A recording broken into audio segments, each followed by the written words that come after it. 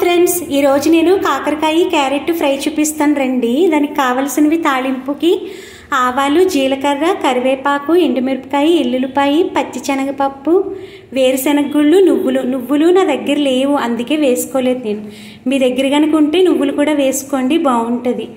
Gas మీద మూకుడు పెట్టి సరిపడా ఆయిల్ వేసుకుని తాలింపు వేసుకోవాలి.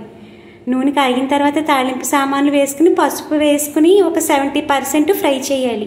70% ఫ్రై అయిపోయిన తర్వాత కాకరకాయ ముక్కలు, క్యారెట్ ముక్కలు కూడా వేసి అవి సగం వరకు ఫ్రై చేయాలి. ఇవి కూడా ఒక 70% ఫ్రై చేయాలి. ఇవి ఫ్రై అయ్యేటప్పుడే మిగతా 20% తాలింపు కూడా ఫ్రై అయిపోతుంది మనకి.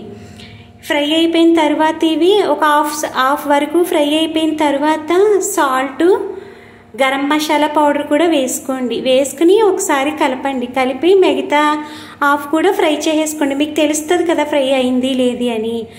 కానీ మధ్య మధ్యలో మీరు కలుపుకుంటూ ఉండాలి. దానిపైన మూత పెట్టి 2 minutesకి ఒకసారి కలుపుకుంటూ ఉండాలి. అలా కలుపుకుంటూ ఉంటే ఈక్వల్గా ఫ్రై అవుతుంది. అలా మొత్తం ఫ్రై అయిపోయిన తర్వాత కట్టేసుకోవడమే, అంతే ఫ్రెండ్స్. నచ్చితే కనుక like, share, subscribe. Bye friends. మీలో ఎంతమంది చేస్తారు ఇలా కామెంట్ చేయండి.